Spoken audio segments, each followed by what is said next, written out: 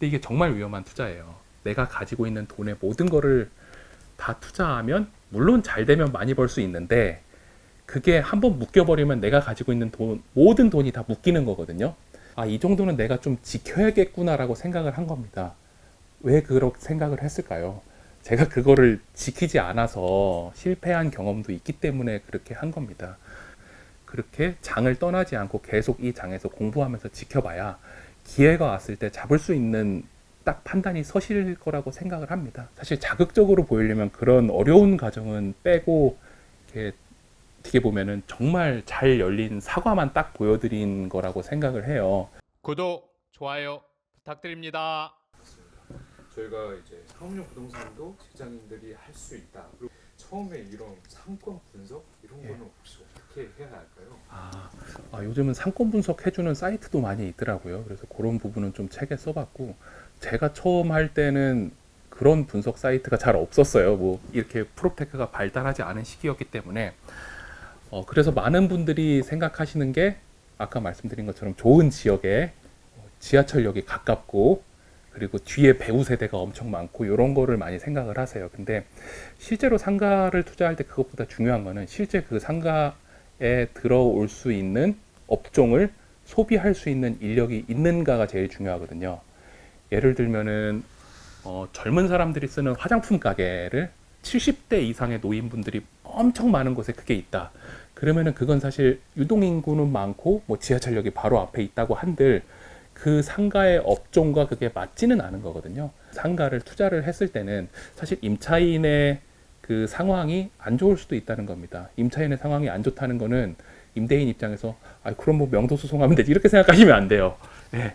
왜냐하면 그만큼 그분이 임대료를 낼 수 있는 상황이 여의치 않을 수가 있다라는 거거든요. 그래서 좀 그런 부분을 보고 이제 작은 한 개의 가게 이런 식으로 좀 생각을 했고요. 그런 가게들이 모여서 제대로 잘 상권이 형성이 되는 거죠. 그렇게 이제 상권 형성 분석을 하기도 했었고요. 만약 제가 투자하고자 하고 싶은 상가에 어떤 임차인이 들어올 수 있겠다라고 생각을 많이 하세요. 다들 뭐 병원 좋아하시고 뭐 대기업 프랜차이즈 좋아하시잖아요.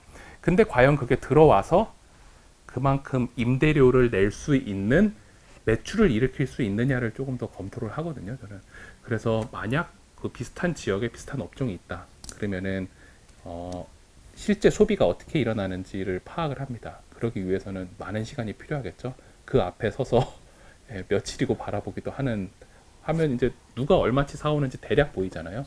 그런 식으로 매출을 파악하고 임대료가 내가 투자하려고 하는 상가가 공인중개사 사무소에서는 임대료 얼마 정도 받을 수 있다고 했는데 실제 매출을 보니까 이 임대료를 내기에는 정말 힘들겠다라고 이런 식으로 판단을 하기도 합니다. 맞습니다. 실제 뭐 부동산 프로테크 많이 발달하고 핸드폰으로 정보를 얻기 쉬워서 이런 과정을 생략하시는 분들도 계세요. 그리고 만약 가서 본다고 해도 여기 사람 많고 되게 좋다, 핫플레이스다 이렇게 막 생각하시는 분도 계신데 실제적으로 거기 살고 있는 즉 영업을 하고 있는 사람들의 이렇게 면모를 그 사람의 입장에서 하나하나 생각을 해보면은 조금 더 상권 분석을 하시기에 생각이 열리시지 않으실까 이렇게 생각을 합니다. 그럼 혹시 수익률 분석은 또 어떻게 해야 될까요?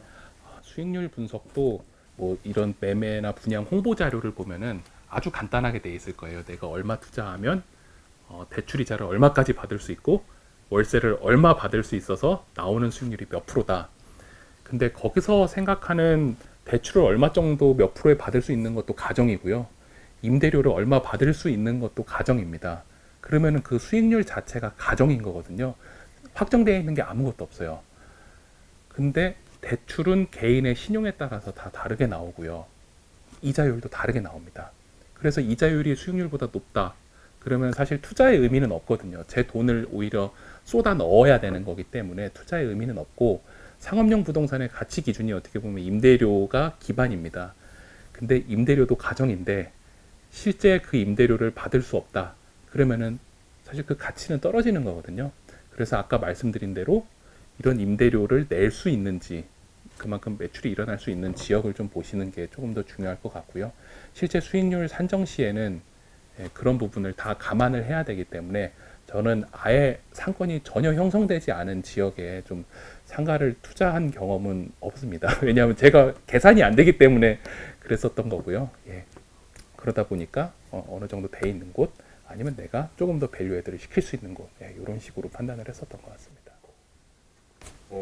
이제 부동산 투자를 할 때 아주 중요한 원칙들이 있다라고 하면서 제가 네. 많이 봤습니다. 아, 그래서 보면서도 사실은 이렇게 많이 봐야 돼 했지만 사실 보다 네. 보니까 이게 하나도 버릴 게 없는 말이긴 네. 한데 그걸 다 이야기하면 힘드니 그 중에도 또 고르셔서 네. 딱 세 가지만 한번 이야기 네. 부탁드립니다.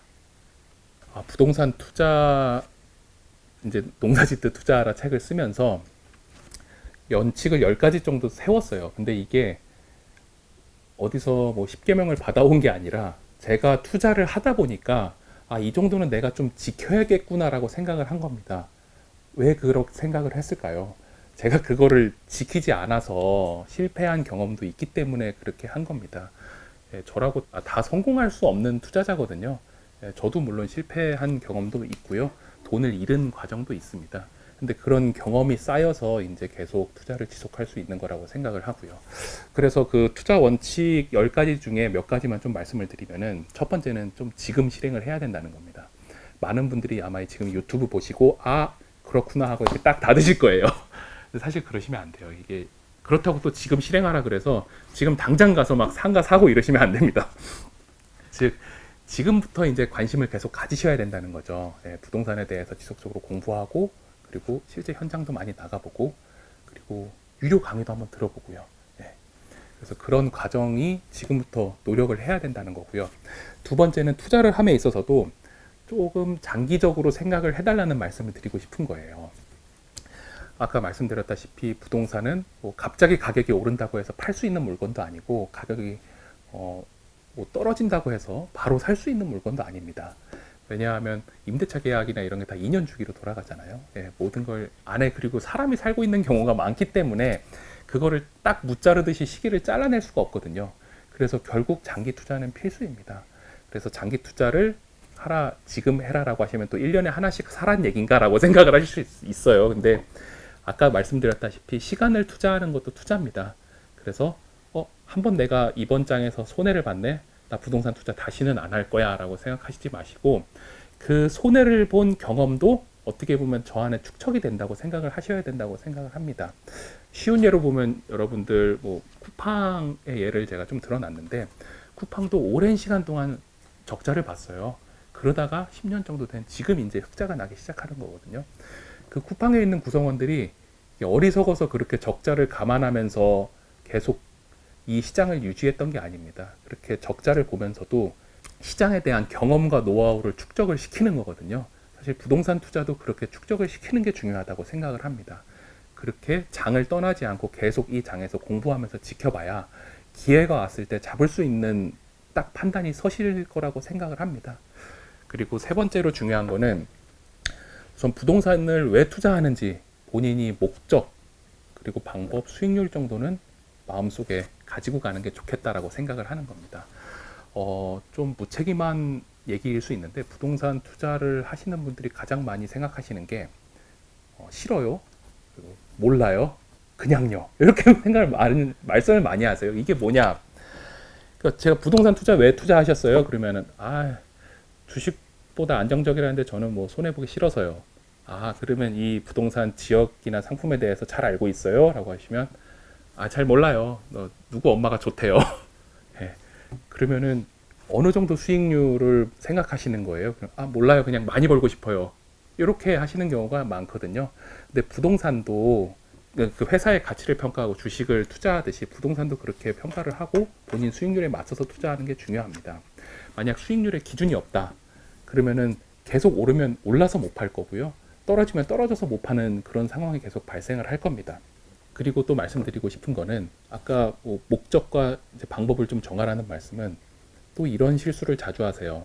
제가 1억 가지고 있는데 어딜 투자해야 되나요? 이런 질문을 많이 하시는데 그럼 또 제가 역으로 여쭤봅니다. 지금 그럼 1억 있으신 거예요? 그러면 제가 다 끌어모으면 지금 1억 있습니다. 이렇게 말씀을 하시거든요. 근데 이게 정말 위험한 투자예요. 내가 가지고 있는 돈의 모든 거를 다 투자하면 물론 잘 되면 많이 벌 수 있는데 그게 한번 묶여버리면 내가 가지고 있는 모든 돈이 다 묶이는 거거든요. 근데 그렇게 1억 가지고 있다고 1억만 투자하시는 분들은 그나마 다행입니다. 1억 가지고 있는데 제가 대출까지 하면은 한 3억 투자할 수 있습니다라고 진짜 그렇게 투자하시는 분들이 계세요.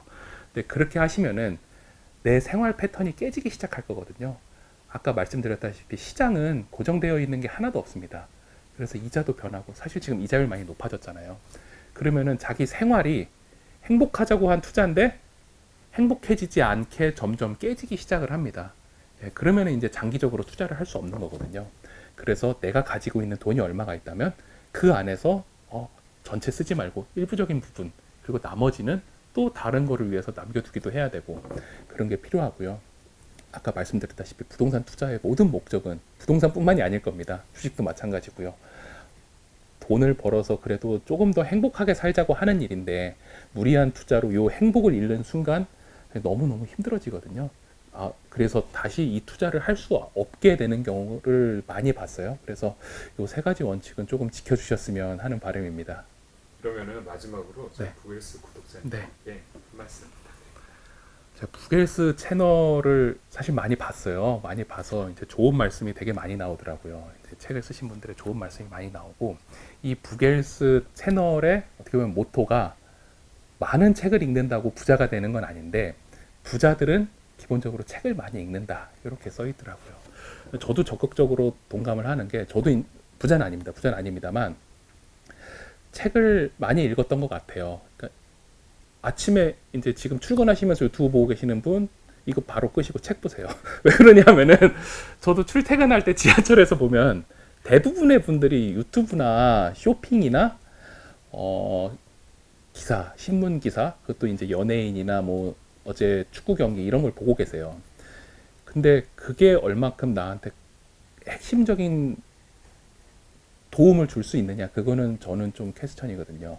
왜냐하면은 모든 영상이든 기사에든 그런 목적이 다 있기 때문에 이제 발생을 하는 겁니다. 사실 이 영상도 어떻게 보면 제가 책을 홍보하러 나온 목적이 있는 거잖아요. 근데 책을 쓰기 위해서는 제가 지금 이 책을 쓴다. 그리고 바로 와 써가지고 뭐 3개월 만에 다 썼다. 이렇게 나오는 책은 사실 없다고 봐요. 왜냐하면 그 책을 쓰기 위해서 이 사람이 가지고 있는 지식과 경험을 몇 년간 이렇게 둘러 담는 거거든요. 제 책에 있는 경험이랑 이야기들도 제가 처음 투자를 했던 뭐 10년 전 이야기도 있습니다. 그렇게 많은 경험과 노하우를 쌓고 해서 나온 게 이 책입니다. 그래서 이 사람의 10년이 넘은 그 과거들을 사실 책값 얼마 안 하잖아요. 가장 저렴한 가격으로 책 읽는 것도 사실 한 3, 4시간이면 다 볼 수 있습니다. 가장 빠른 시간에 모든 걸 체득할 수 있는 게 저는 책이라고 생각을 하거든요. 그래서 이 부겔스 채널을 통해서 조금 더 독서량을 높이시는 시간을 가지셨으면 좋겠고요. 그리고 어떻게 보면 독서도 습관입니다. 저도 이제 출퇴근 시간이나 점심시간에 꼭 책을 봤던 것 같고 퇴근해서 사실 핸드폰 많이 보세요. 핸드폰 하루에 보는 시간이 5시간이 넘는다고 하더라고요, 평균. 실제로 생각해보면 그렇게 되겠더라고요.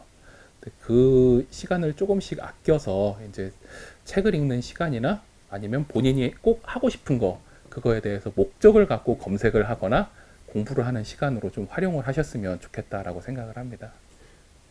감사합니다. 감사합니다.